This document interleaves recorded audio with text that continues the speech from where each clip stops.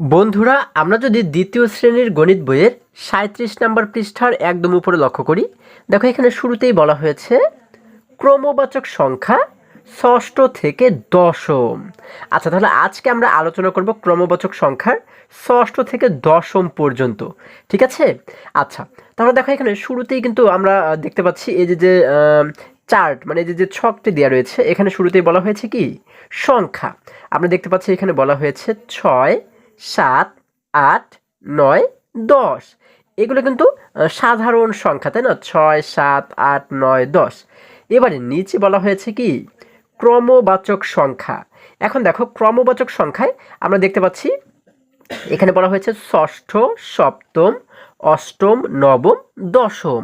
অর্থাৎ ৬কে কিন্তু ক্রমবাচক সংখ্যায় বলা হয় ষষ্ঠ, ৭কে বলা হয় সপ্তম, ৮কে বলা হয় অষ্টম, ৯কে বলা হয় নবম এবং ১০কে বলা হয় দশম, তাই না? আচ্ছা, এবার আমরা নিচে দেখতে পাচ্ছি বলা হয়েছে সংক্ষিপ্ত রূপ। অর্থাৎ এই যে ক্রমবাচক সংখ্যাগুলো আমরা দেখতে পাচ্ছি, এগুলোকে কিন্তু সংক্ষেপেও লেখা যায়। ঠিক আছে? আচ্ছা, যে সংক্ষেপে যেভাবে করে লিখতে হয় সেটিকে কিন্তু বলা হয় সংক্ষিপ্ত রূপ। এই দেখো এখানে আমরা দেখতে পাচ্ছি ষষ্ঠকে এই যে এইভাবে করে কিন্তু সংক্ষেপে লিখতে হয়। ঠিক আছে? ৬ লিখে তারপর একটা মূর্ধন্য ষ এবং ঠ একসঙ্গে লিখলেই কিন্তু ষষ্ঠ হয়ে যায়। তারপরে সপ্তমকে এইভাবে করে কিন্তু সংক্ষেপে লিখতে হয়। ঠিক আছে? ৭ লিখে একটি ম লিখলেই সপ্তম হয়ে যায়। তারপর ৮ লিখে একটি ম লিখলেই কিন্তু অষ্টম হয়ে যায়। ৯ লিখে একটি ম লিখলেই হয়ে যায় নবম এবং ১০ লিখে একটি ম লিখলেই হয়ে যায় দশম। ঠিক আছে? এগুলো হচ্ছে কি ক্রমবাচক সংখ্যার সংক্ষিপ্ত রূপ। ঠিক আছে? আচ্ছা, এবার যদি আরেকটু নিচে আমরা লক্ষ্য করি, দেখো এখানে আমরা দেখতে পাচ্ছি ৫ নম্বরে বলা হয়েছে লাইনে ১০ জন শিশু দাঁড়িয়ে আছে। আচ্ছা, দেখো আমরা এই পাশে লক্ষ্য করে দেখো এখানে কিন্তু কিছু শিশুদের আমরা একটি লাইন দেখতে পাচ্ছি, তাই না? বলা হয়েছে কি এই লাইনে ১০ জন শিশু দাঁড়িয়ে আছে। সামনে আছে নাসিমা। আচ্ছা, সামনে কে আছে? নাসিমা। এই যে এখানে কিন্তু বলা হয়েছে কি পিছনে, তাহলে সামনে কোন পাশ? এই যে দেখো সামনে, এই যে কিন্তু লেখা রয়েছে সামনে। সামনে কে রয়েছে? এই যে মেয়ে শিশুটি রয়েছে তার নাম হচ্ছে নাসিমা। এবং বলা হয়েছে কি দেখো এবারে বলা হয়েছে যে এবং পিছনে আছে জারিয়া। পিছনে কোনটা? এই যে কিন্তু পিছনে যে লেখা রয়েছে পিছনে। পিছনে কে রয়েছে? যে মেয়েটি রয়েছে তার নাম হচ্ছে জারিয়া, তাই না? এবারে বলা হয়েছে ক্রমবাচক সংখ্যা ব্যবহার করে এই শিশুদের অবস্থান বলি। আচ্ছা, তাহলে ক্রমবাচক সংখ্যা ব্যবহার করে আমাদের বলতে হবে যে এই শিশুরা কে কোন অবস্থানে রয়েছে, কে প্রথম, কে দ্বিতীয়, তৃতীয়, চতুর্থ, এইভাবে করে সবার অবস্থান কিন্তু আমাদের বলতে বলা হয়েছে। হ্যাঁ, আচ্ছা দেখো যদি আমরা এখানে নিচে লক্ষ্য করি, এখানে আমাদের বলা হয়েছে ক্রমবাচক সংখ্যা ব্যবহার করে শিশুদের অবস্থান বলি। প্রথমে বলা হয়েছে সামনে থেকে কে ষষ্ঠ। ষষ্ঠ বলা হয়েছে, তাহলে সামনে থেকে কে ষষ্ঠ? সামনে কোন পাশ? আমাদের সামনে কিন্তু এই যে দেখো এখানে কিন্তু লেখাই রয়েছে সামনে। তাহলে আমরা সামনে থেকে গণনা করে করে দেখব যে সামনে থেকে কে ষষ্ঠ অবস্থানে রয়েছে। দেখো আমরা এই যে নাসিমাকে দেখতে পাচ্ছি, ও হচ্ছে কি প্রথম, তাই না? প্রথম, দ্বিতীয়, তৃতীয়, চতুর্থ, পঞ্চম, ষষ্ঠ। ষষ্ঠ অবস্থানে কে রয়েছে? তার নাম হচ্ছে আব্দুর রহিম, তাই না? এই ছেলে শিশুটির নাম হচ্ছে আব্দুর রহিম। তাহলে আমরা এইখানে কি লিখে দেব? আমরা কিন্তু এই জায়গাতে লিখে দেব আব্দুর রহিম, তাই না? আমরা লিখবো আব্দুর রহিম। আচ্ছা, আব্দুর রহিম। এই যে এই নামটি দেখে দেখে কিন্তু আমরা এই জায়গাতে লিখে দেবো। ঠিক আছে? এই নামটি দেখে দেখে এই জায়গাতে তোমরা লিখে দিবে আব্দুর রহিম। এবারে বলা হয়েছে পিছন থেকে কে সপ্তম। কি বলা হয়েছে? পিছন থেকে কে সপ্তম। আচ্ছা, এখন পিছন থেকে কিন্তু আমরা লক্ষ্য করব। দেখো পিছন কোনটা? এই যে কিন্তু পিছন, এই যে বলা হয়েছে কি পিছনে। পিছন থেকে আমরা এবারে দেখবো যে সপ্তম কে। যে দেখো আমাদের বলা হয়েছে কি কে সপ্তম।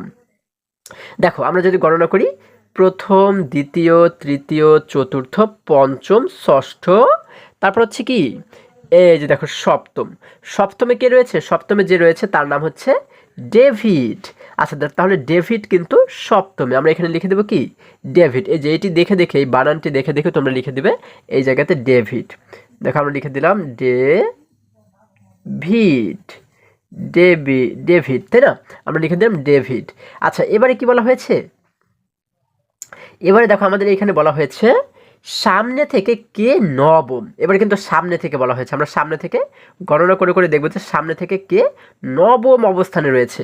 দেখো সামনে কোথায়, এই যে কিন্তু সামনে, তাই না? সামনে থেকে এবার আমরা নবম পর্যন্ত লক্ষ্য করব। দেখো প্রথম, দ্বিতীয়, তৃতীয়, চতুর্থ, পঞ্চম, তারপর হচ্ছে কি, দেখো পঞ্চম, ষষ্ঠ, সপ্তম, অষ্টম, নবম, এই যে নবমে কিন্তু এই ছেলে শিশুটি রয়েছে।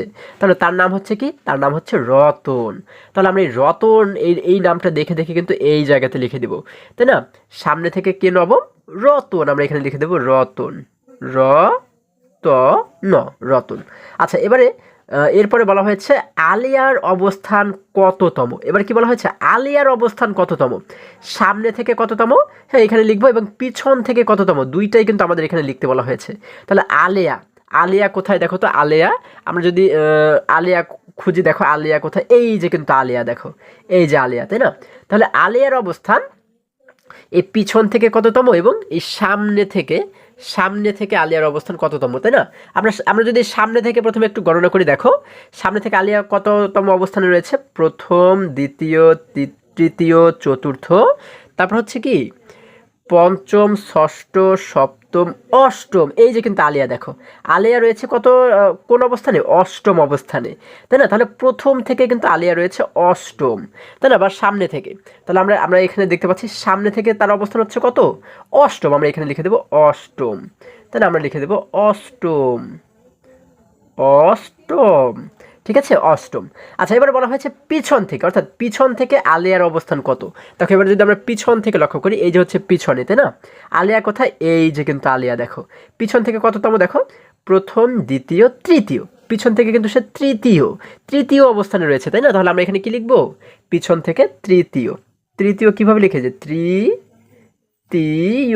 তৃতীয়, ঠিক আছে, আমরা লিখে দিলাম তৃতীয়।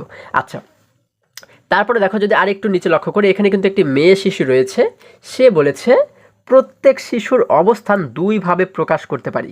আচ্ছা তাহলে প্রত্যেকটা শিশুর অবস্থান কিন্তু আমরা দুইভাবে প্রকাশ করতে পারি, কিভাবে, এক হচ্ছে সামনে থেকে কততম এবং আরেকটা হচ্ছে পিছন থেকে সে কততম, তাই না? এই দুইভাবেই কিন্তু প্রকাশ করতে পারি। এবার বলা হয়েছে ডেভিডের অবস্থান কত। ডেভিডের অবস্থান, ডেভিড কোথায়, দেখো তো, ডেভিড এই যে কিন্তু ডেভিড, তাহলে ডেভিড সামনে থেকে কততম আমরা দেখব এবং পিছন থেকে কততম সেটাও দেখব। দেখো সামনে থেকে কততম, প্রথম, দ্বিতীয়, তৃতীয়, চতুর্থ, সামনে থেকে কিন্তু চতুর্থ, তাই না? ডেভিড কি সামনে থেকে চতুর্থ, তাহলে আমরা কি লিখব, আমরা লিখব সামনে থেকে, কি লিখব, সামনে থেকে কত, সামনে থেকে কিন্তু সে চতুর্থ অবস্থানে রয়েছে, তাই না? আমরা লিখব চতুর্থ, তাই না? এবং লিখবো কি পিছন থেকে, এবারে পিছন থেকে আমরা দেখবো যে পিছন থেকে ডেভিড কততম অবস্থানে রয়েছে। দেখো আমরা লিখলাম পিছন থেকে। আচ্ছা এবার যদি পিছন থেকে যদি আমরা ডেভিডের অবস্থানটা দেখি, দেখো পিছন থেকে যদি গণনা করি, দেখো প্রথম, দ্বিতীয়, তৃতীয়, চতুর্থ, পঞ্চম, ষষ্ঠ, তারপর হচ্ছে কি এই দেখো নিচে সপ্তম অবস্থানে কিন্তু রয়েছে ডেভিড। তাহলে পিছন থেকে কিন্তু তার অবস্থান সপ্তম, তাহলে আমরা এখানে কি লিখবো, পিছন থেকে সপ্তম, পয়ত, তারপর হচ্ছে কি ম, তাই না, সপ্তম। ঠিক আছে, তাহলে দেখো আমরা কিন্তু এই পৃষ্ঠার সমস্ত অঙ্কগুলো খুবই সহজেই সমাধান করে ফেললাম। আশা করি সকলে তোমরা খুব সুন্দরভাবে এবং খুবই সহজেই বুঝতে পেরেছো। বন্ধুরা আজকে আমাদের এই পর্যন্তই, আবারও দেখা হবে পরবর্তী ভিডিওতে। আর হ্যাঁ, তোমরা যদি আমার চ্যানেলে নতুন হয়ে থাকো তাহলে এখনই চ্যানেলটি সাবস্ক্রাইব করে পাশে থাকো, যেন আমার যে কোনো ভিডিও আপলোড করার সাথে সাথে খুব সহজেই তোমরা সেটি পেতে পারো। সকলে ভালো থাকো, সুস্থ সবল থাকো, এই কামনা করে শেষ করছি। ধন্যবাদ সকলকে।